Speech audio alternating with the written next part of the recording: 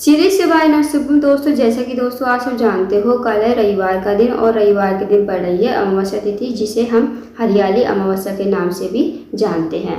तो दोस्तों पूज्य गुरुजी प्रदीप मिश्रा जी ने विशेष उपाय बताया है। एक लंबी बाती का दीपक आपको दक्षिण दिशा की तरफ करके जलाकर आना है।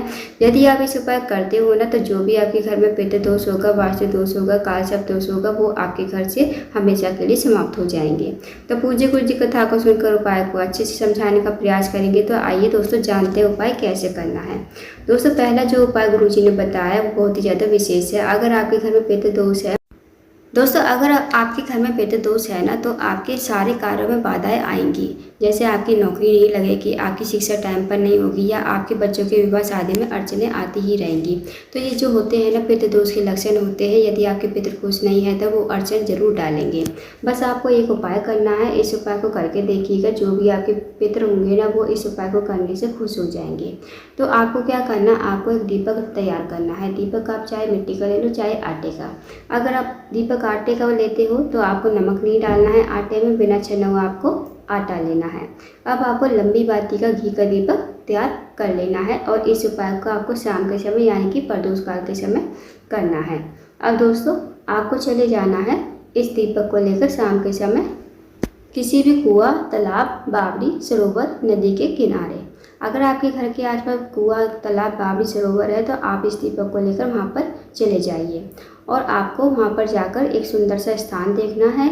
और स्थान देखने के बाद आपको ये दीपक वहीं पर रख देना है और जो इसकी बाती का मुख होगा ना, वो आपको दक्षिण दिशा की तरफ करना है।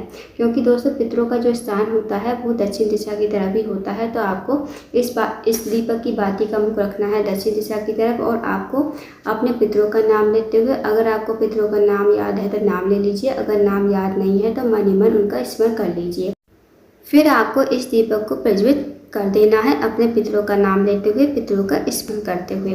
और आपको वहीं पर खड़े होकर अपने पितरों से प्रार्थना कर लेनी है कि हे पितृदेव, हे पूर्वज, हे मेरे बड़े बूढ़ों, आपकी कृपा हम पर बनी रहे। आप घर में हमारे सुख शांति समृद्धि बनाए रखना। हमारे बच्चों के विवाह शादी में कोई रुकावट ना आए। आप हमसे खुश रहें और आपकी कृपा हम पर बनी रहे। तो आपको अपने अकॉर्डिंग प्रार्थना कर लेनी है। जैसे आपको प्रार्थना करनी है वैसे आप अपने पितरों से प्रार्थना कर लीजिए और आपको अपने घर पर आ जाना है।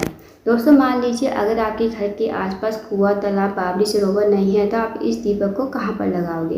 तो आपको इस दीपक को लगाना है या तो बेलपत्र के पेड़ के नीचे, या फिर पीपल का पेड़, या फिर आंवले का पेड़। इन तीनों पेड़ में से आप कोई भी पेड़ देख लीजिए, जो भी आपको मिल जाए। आप इस दीपक को किसी भी पेड़ के नीचे लगा सकते हो, इन तीनों पेड़ों में से। अब आपको चले जाना है बेलपत्र के पेड़ के नीचे। बेलपत्र के पेड़ के नीचे जाकर सबसे पहले आपको वहाँ पर बैठ जाना है और इस दीपक की जो बाती का मुख होगा वो आपको दक्षिण दिशा की तरफ ही करना है। और आपको अपने पितरों का नाम लेते हुए, अगर आपको पितरों का नाम याद है तो नाम ले लीजिए, नहीं तो उनका मन ही मन स्मरण कर लीजिए। फिर आपको श्री शिवाय नमः कहते हुए और पितरों का नाम लेते हुए इस दीपक को प्रज्वलित कर देना है। आपको पितरों से प्रार्थना कर लेनी है। आप अपने अकॉर्डिंग प्रार्थना कर लीजिए जैसे आपको प्रार्थना करनी है।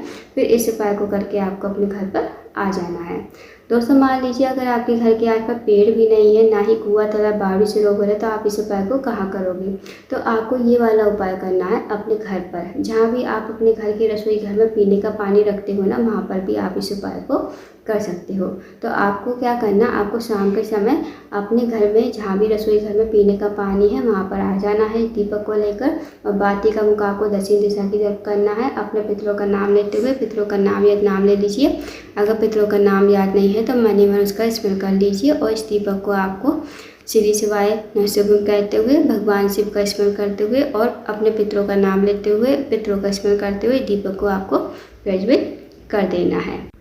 फिर आपको दोनों हाथ जोड़कर अपने पितरों से प्रार्थना कर लेनी है। आप अपने अकॉर्डिंग प्रार्थना कर लीजिए। छोटा सा विशेष उपाय है, करके देखिए कि दोस्तों जो भी आपके घर में काल सर्प दोष होगा, वास्तु दोष होगा, पितृ दोष होगा, वो सारे दोष आपके जीवन से समाप्त हो जाएंगे और आपके घर में हमेशा सुख शांति समृद्धि बनी रहेगी। आपके पितृ खुश होंगे तो आपके जीवन में कभी कोई बाधा नहीं आएगी। तो दोस्तों अमावस्या तिथि के दिन करने वाला बहुत ही अचूक विशेष।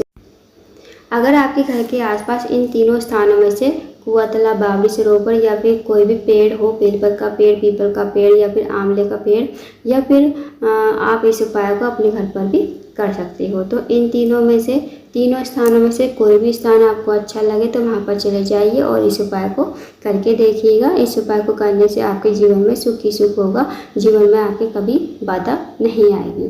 तो दोस्तों इस उपाय को अवश्य कीजिएगा। अगर आपको जानकारी पसंद आई हो, वीडियो को लाइक करें, शेयर करें, चैनल को जरूर सब्सक्राइब करें। कमेंट बॉक्स में श्री शिवाय नमस्तुभ्यं हर हर महादेव जरूर लिखें।